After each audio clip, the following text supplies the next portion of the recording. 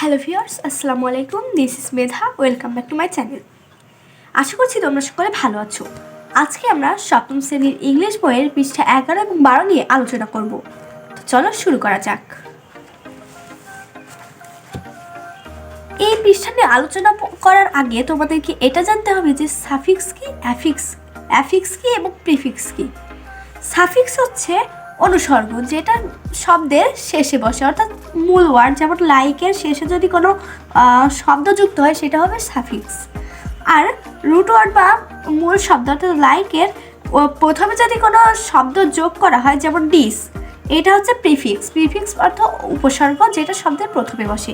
আর কোনো একটা শব্দে যদি সাফিক্স এবং প্রিফিক্স দুইটাই যুক্ত হয় তখন সেটা অ্যাফিক্স তৈরি করে। তো আমরা এই সম্পর্কে জেনে নিয়েছি, এখন চলো এইটার অ্যান্সার দেখবো আমরা। Divide the words into prefixes, root words and suffixes. On is done for you. শব্দগুলোকে প্রিফিক্স, রুট অথবা রুট ওয়ার্ডস এবং সাফিক্সেস এ ভাগ করো। তোমাদের সুবিধার্থে একটি উত্তর করে দেওয়া হলো। তো আমাদের এখানে যে ছকটি দেওয়া হচ্ছে, চলো এর অ্যান্সারটি দেখে নেওয়া যাক।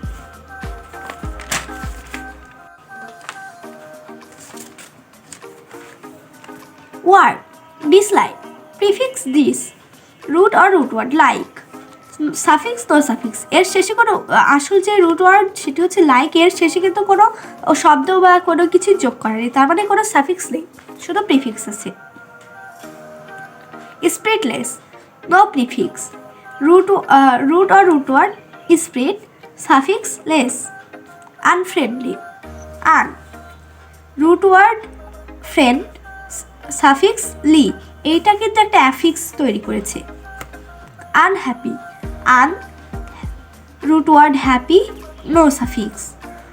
আনসাপোর্টিভ, আনসাপোর্টিভ, এটাও একটা অ্যাফিক্স তৈরি করেছে। Uncomfortable, no suffix. Disagree, no suffix. তো এখানে যে কয়টা ছক আছে, বইয়েও কিন্তু সেই কয়টা ছক আছে, আশা করছি এগুলো লিখলেই তোমাদের অ্যান্সারটি তৈরি হয়ে যাবে।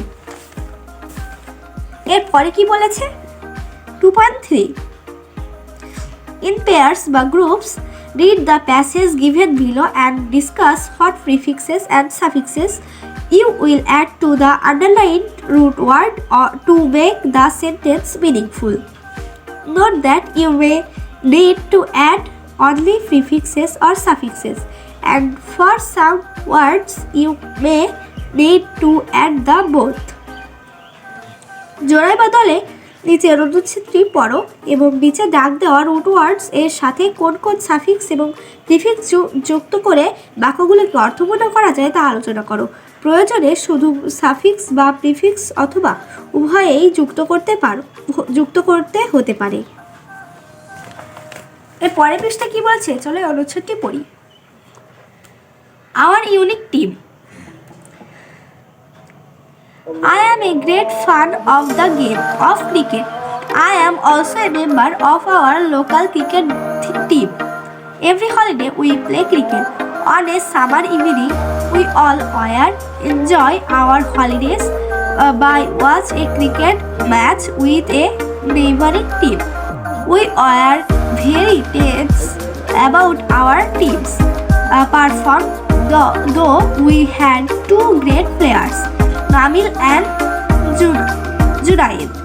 I still could remember the day we got Junaid as a play in our team.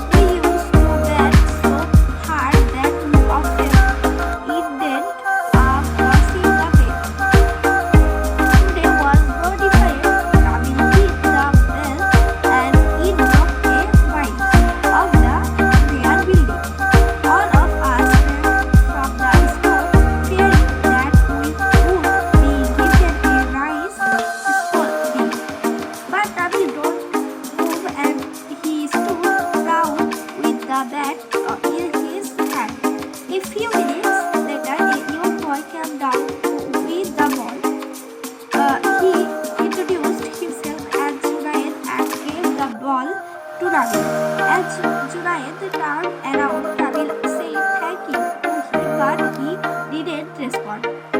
Nabil patted his shoulder and said thank you to him once again. This time the boy read his lips and replied calm. He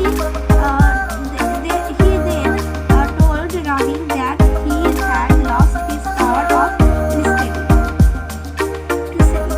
When he was young, Nabil asked him if he would like to play with them.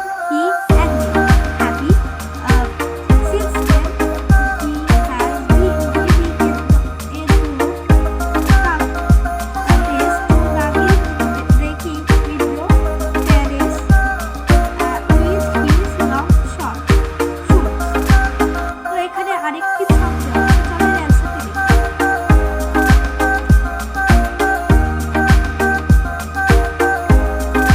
Prefix word prefix উপসর্গ, মূল শব্দ, অনুসর্গ আর word,